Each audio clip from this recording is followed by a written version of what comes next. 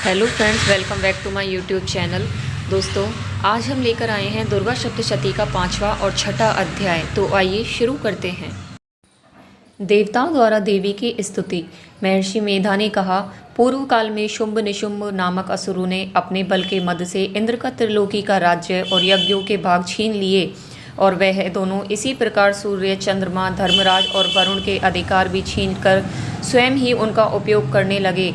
वायु और अग्नि का कार्य भी वही करने लगे, और इसके पश्चात उन्होंने जिन देवताओं का राज्य छीना था उनको अपने अपने स्थान से निकाल दिया।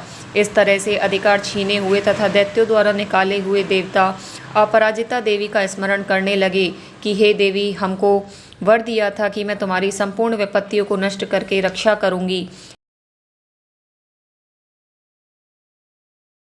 ऐसा विचार कर सब देवता हिमालय पर गए और भगवती विष्णु माया की स्तुति करने लगे। देवताओं ने कहा, देवी को नमस्कार है, शिवा को नमस्कार है, प्रकृति और भद्रा को नमस्कार है। हम लोग रौद्रा, नित्या और गौरी को नमस्कार करते हैं।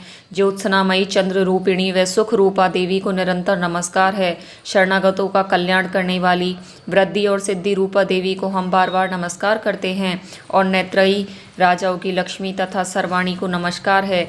दुर्गा को, दुर्ग स्थलों को पार करने वाली दुर्गा पारा और सारा सर्वकारिणी ख्याति कृष्णा और धूम्रा देवी को सदैव नमस्कार है। अत्यंत सौम्य तथा अत्यंत रौद्र रूपा को हम नमस्कार करते हैं, उन्हें हमारा बारंबार प्रणाम है। जगत की आधारभूत कृति देवी की बार बार नमस्कार करते हैं। जिस देवी को प्राणी मात्र विष्णु माया कहते हैं, उसको नमस्कार है, उसको नमस्कार है, उसको नमस्कार है। जो देवी संपूर्ण प्राणियों में चेतना कहलाती है, उसको नमस्कार है, उसको नमस्कार है, उसको नमस्कार है। जो देवी संपूर्ण प्राणियों में बुद्धि रूप से स्थित है, उसको नमस्कार है, उसको नमस्कार है, उसको नमस्कार है। जो देवी सब प्राणियों में निद्रा रूप में विराजमान है, उसको नमस्कार है, उसको नमस्कार है, उसको नमस्कार है। जो देवी संपूर्ण प्राणियों में क्षुब्धा रूप से विराजमान है, उसको नमस्कार है, उसको नमस्कार है, उसको नमस्कार है। जो देवी संपूर्ण प्राणियों में छाया रूप से स्थित है, उसको नमस्कार है, उसको नमस्कार है, उसको नमस्कार है। जो देवी सब प्राणियों में शक्ति रूप से स्थित है, उसको नमस्कार है, उसको नमस्कार है, उसको नमस्कार है। जो देवी संपूर्ण प्राणियों में तृष्णा रूप से स्थित है, उसको नमस्कार है, उसको नमस्कार है, उसको नमस्कार है। जो देवी सब प्राणियों में शांति रूप से स्थित है, उसको नमस्कार है, उसको नमस्कार है, उसको नमस्कार है। जो देवी सब प्राणियों में जाति रूप से स्थित है, उसको नमस्कार है, उसको नमस्कार है, उसको नमस्कार है। जो देवी सब प्राणियों में लज्जा रूप से स्थित है, उसको नमस्कार है, उसको नमस्कार है, उसको नमस्कार है। जो देवी सब प्राणियों में शांति रूप से स्थित है, उसको नमस्कार है, उसको नमस्कार है, उसको नमस्कार है। जो देवी संपूर्ण प्राणियों में श्रद्धा रूप से स्थित है, उसको नमस्कार है, उसको नमस्कार है, उसको नमस्कार है। जो देवी संपूर्ण प्राणियों में कांति रूप से स्थित है, उसको नमस्कार है, उसको नमस्कार है, उसको नमस्कार है। जो देवी सब प्राणियों में लक्ष्मी रूप से स्थित है, उसको नमस्कार है, उसको नमस्कार है, उसको नमस्कार है। जो देवी संपूर्ण प्राणियों में वृत्ति के रूप में स्थित है, उसको नमस्कार है, उसको नमस्कार है, उसको नमस्कार है। जो देवी सब प्राणियों में स्मृति रूप से विराजमान है, उसको नमस्कार है, उसको नमस्कार है, उसको नमस्कार है। जो देवी सब प्राणियों में दया रूप में स्थित है, उसको नमस्कार है, उसको नमस्कार है, उसको नमस्कार है। जो देवी सब प्राणियों में तुष्टि के रूप में स्थित है, उसको नमस्कार है, उसको नमस्कार है, उसको नमस्कार है। जो देवी संपूर्ण प्राणियों में मातृ रूप में स्थित है, उसको नमस्कार है, उसको नमस्कार है, उसको नमस्कार है। जो देवी संपूर्ण प्राणियों में भ्रांति रूप में स्थित है, उसको नमस्कार है, उसको नमस्कार है, उसको नमस्कार है। जो देवी प्राणियों में नित्य व्याप्त रहती है, उसको नमस्कार है, उसको नमस्कार है, उसको नमस्कार है।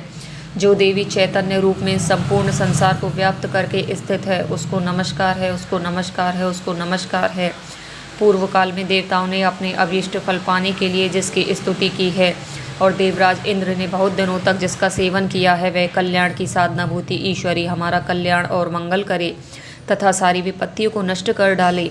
असुरों के सताए हुए हम संपूर्ण देवता उस परमेश्वरी को इस समय नमस्कार करते हैं, तथा जो भक्ति पूर्वक स्मरण की जाने पर तुरंत ही सब विपत्तियों को नष्ट कर देती है, वह जगदम्बा इस समय भी हमारा मंगल करके हमारी समस्त विपत्तियों को दूर करे। महर्षि मेधा ने कहा, हे राजन, इस प्रकार जब देवता स्तुति कर रहे थे तो उसी समय पार्वती देवी गंगा में स्नान करने के लिए आईं। तब उनके शरीर से प्रकट होकर शिवा देवी बोली, शंभु दैत्य के द्वारा स्वर्ग से निकाले हुए और निशुंभ से हारे हुए यह देवता मेरी ही स्तुति कर रहे हैं। पार्वती के शरीर से अंबिका निकली, इसलिए उसको संपूर्ण लोक में कौशिकी कहते हैं। कौशिकी के प्रकट होने के पश्चात पार्वती देवी के शरीर का रक्त काला हो गया और वह हिमालय पर रहने वाली कालिका देवी के नाम से प्रसिद्ध हुई। फिर शुंभ और निशुंभ के दूत चंडमुंड वहाँ आए और उन्होंने परम मनोहर रूप वाली अंबिका देवी को देखा। फिर वह शुंभ के पास जाकर बोले, महाराज, एक अत्यंत सुंदर स्त्री हिमालय को प्रकाशित कर रही है। वह रंग रूप आज तक हमने किसी स्त्री में नहीं देखा। हे असुरेश्वर, आप यह पता लगाएं कि वह कौन है और उसको ग्रहण करें। वह स्त्री स्त्रियों में रत्न है। वह अपनी कांति से दसों दिशाओं को प्रकाशित करती हुई वहाँ स्थित है, इसलिए आपको उसको देखना उचित है। हे प्रभु, तीनों लोकों के हाथी, घोड़े और मणि इत्यादि जितने रत्न हैं वह सब इस समय आपके घर में शोभायमान हैं।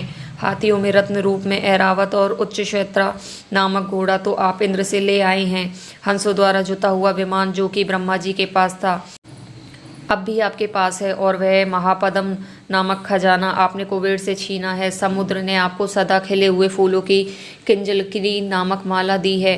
वरुण का कंचन की वर्षा करने वाला छत्र आपके पास है। रथों में श्रेष्ठ प्रजापति का रथ भी आपके पास ही है। हे दैत्येंद्र, मृत्यु से उत्क्रांतित नामक शक्ति भी आपने छीन ली है, और वरुण का पाश भी आपके भ्राता निशुंभ के पास ही है, और समुद्र में पैदा होने वाले सब प्रकार के रत्न भी आपके भ्राता निशुंभ के अधिकार में हैं, और जो अग्नि में न जल सके ऐसे 2 वस्त्र भी अग्निदेव ने आपको दिए हैं। हे दैत्यराज, इस प्रकार सारी रत्न रूपी वस्तुएं आप संग्रह कर चुके हैं, तो फिर आप यह कल्याणमयी स्त्रियों में रत्न रूप अनुपम स्त्री आप क्यों नहीं ग्रहण करते? महर्षि मेधा बोले, चंडमुंड का यह वचन सुनकर शुंभ ने विचारा कि सुग्रीव को अपना दूत बनाकर देवी के पास भेजा जाए। प्रथम उसको सब कुछ समझा दिया जाए, और कहा कि वहाँ जाकर तुम उसको अच्छी तरह से समझा देना और ऐसा उपाय करना जिससे वह प्रसन्न होकर तुरंत मेरे पास चली आए। भली प्रकार समझाकर कहना। दूत सुग्रीव पर्वत के उस रमणीय भाग में पहुंचा जहाँ देवी रहती थी। दूत ने कहा, हे देवी, दैत्यों का राजा शुंभ जो इस समय तीनों लोकों का स्वामी है, मैं उसका दूत हूँ और यहाँ तुम्हारे पास आया हूँ। संपूर्ण देवता उसकी आज्ञा एक स्वर में मानते हैं। अब जो कुछ उसने कहला भेजा है वह सुनो। उसने कहा है कि इस समय संपूर्ण त्रिलोकी मेरे वश में है, और संपूर्ण यज्ञों के भाग को पृथक पृथक मैं ही लेता हूँ, और तीनों लोकों में जितने श्रेष्ठ रत्न हैं वह सब मेरे पास हैं।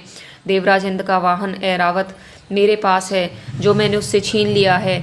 उच्च है श्रैवा नामक घोड़ा, जो क्षीर सागर मंथन करने से प्रकट हुआ था, उसे देवताओं ने मुझे समर्पित किया है। हे सुंदरी, इनके अतिरिक्त और भी जो रत्न भूषण पदार्थ देवताओं के पास थे वह सब मेरे पास हैं। हे देवी, मैं तुम्हें संसार की स्त्रियों में रत्न मानता हूँ, क्योंकि रत्नों का उपभोग करने वाला मैं ही हूँ। हे चंचल कटाक्षों वाली सुंदरी, अब यह मैं तुझ पर छोड़ता हूँ कि तू मेरे या मेरे भाई के महापराक्रमी निशुंभ की सेवा में आ जाए। यदि तू मुझे वरेगी तो तुझे अतुल महान ऐश्वर्य की प्राप्ति होगी। अतः तुम अपनी बुद्धि से यह विचार कर मेरे पास चली आओ। महर्षि मेधा ने कहा। दूत के ऐसा कहने पर संपूर्ण जगत का कल्याण करने वाली भगवती दुर्गा मन ही मन मुस्कुराई और इस प्रकार कहने लगी। देवी ने कहा, हे दूत, तू जो कुछ कह रहा है वह सत्य है, और इसमें किंचित मात्र भी झूठ नहीं है। शुंभ इस समय तीनों लोकों का स्वामी है, और निशुंभ भी उसी की तरह पराक्रमी है, किंतु इसके संबंध में मैं जो प्रतिज्ञा कर चुकी हूँ उसे मैं कैसे झुठला सकती हूँ? अतः तू मैं जो प्रतिज्ञा की है उसे सुन। जो मुझे युद्ध में जीत लेगा और मेरे अभिमान को खंडित करेगा तथा बल में मेरे समान होगा, वही मेरा स्वामी होगा। इसलिए शुंभ अथवा महापराक्रमी निशुंभ यहाँ आएं और युद्ध में जीतकर मुझसे विवाह कर लें। इसमें भला देर की क्या आवश्यकता है? दूत ने कहा, हे देवी, तुम अभिमान में भरी हुई हो, मेरे सामने तुम ऐसी बात ना करो। इस त्रिलोकी में मुझे तो ऐसा कोई दिखाई नहीं देता जो कि शुंभ और निशुंभ के सामने ठहर सके। हे देवी, अन्य देवताओं में से कोई शुंभ व निशुंभ के सामने युद्ध में ठहर नहीं सकता, तो फिर तुम जैसी स्त्री उसके सामने रणभूमि में ठहर सकेगी? जिस शुंभ आदि असुरों के सामने इंद्र आदि देवता नहीं ठहर सके, तो फिर तुम अकेली स्त्री उनके सामने कैसे ठहर सकोगी? अतः तुम मेरा कहना मानकर उनके पास चली जाओ, नहीं तो जब वह तुम्हें केश पकड़कर घसीटते हुए ले जाएंगे तो तुम्हारा गौरव नष्ट हो जाएगा। इसलिए मेरी बात मानो। देवी ने कहा, जो कुछ तुमने कहा ठीक है। शुंभ और निशुंभ बड़े बलवान है, लेकिन मैं क्या कर सकती हूँ, क्योंकि मैं बिना विचारे प्रतिज्ञा कर चुकी हूँ। इसलिए तुम जाओ और मैंने जो कुछ कहा है वह सब आदरपूर्वक असुरेंद्र से कह दो। इसके पश्चात जो वह उचित समझे। छठा अध्याय, धूम्रलोचन वध। महर्षि मेधा ने कहा, देवी की बात सुनकर दूत क्रोध में भरा हुआ वहाँ से असुरेंद्र के पास पहुंचा और सारा वृत्तांत उसे कह सुनाया। दूत की बात सुन असुरेंद्र के क्रोध का पारावार न रहा और उसने अपने सेनापति धूम्रलोचन से कहा, धूम्रलोचन, तुम अपनी सेना सहित शीघ्र वहां जाओ और उस दुष्टा के केशों को पकड़कर उसे घसीटते हुए यहाँ ले आओ। यदि उसकी रक्षा के लिए कोई दूसरा खड़ा हो, चाहे वह देवता हो, यक्ष अथवा गंधर्व ही क्यों न हो, उसको तुम अवश्य मार डालना। महर्षि मेधा ने कहा। शुंभ के इस प्रकार आज्ञा देने पर धूम्रलोचन 60,000 राक्षसों की सेना को लेकर वहां पहुंचा और देवी को ललकार कर कहने लगा, अरे तू अभी शुंभ और निशुंभ के पास चल। यदि तू प्रसन्नता पूर्वक मेरे साथ न चलेगी तो मैं तेरे केशों को पकड़कर घसीटता हुआ तुझे ले चलूंगा। देवी बोली, असुरेंद्र का भेजा हुआ तेरे जैसा बलवान यदि बलपूर्वक मुझे ले जाएगा तो ऐसी दशा में मैं तुम्हारा कर ही क्या सकती हूँ।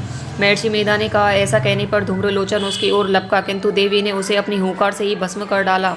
यह देखकर असुर सेना क्रुद्ध होकर देवी की ओर बढ़ी, परंतु अंबिका ने उन पर तीखे बाणों, शक्तियों तथा फरसों की वर्षा आरंभ कर दी। इतने में देवी का वाहन भी अपनी ग्रीवा के वालों को झटकता हुआ वहां भारी शब्द करता हुआ असुर सेना में कूद पड़ा।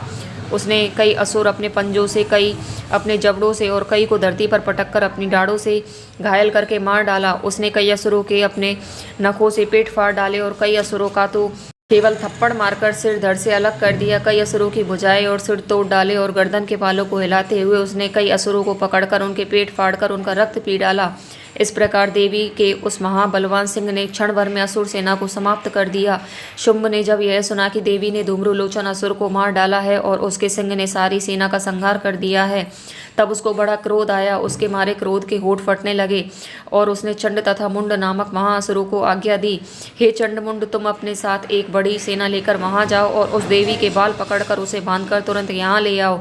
यदि उसको यहाँ लाने में किसी प्रकार का संदेह हो तो अपनी सेना सहित उससे लड़ते हुए उसको मार डालो और जब वह दुष्टा और उसका सिंह दोनों मर जाएं तब भी उसको बांधकर यहाँ ले आना। इससे आगे की कथा हम 7वें अध्याय में सुनेंगे। दोस्तों, वीडियो अगर अच्छा लगा हो तो चैनल को सब्सक्राइब, वीडियो को लाइक एंड शेयर ज़रूर कीजिए और फ्रेंड्स एंड फैमिली के साथ में शेयर ज़रूर कीजिए। Thanks for watching.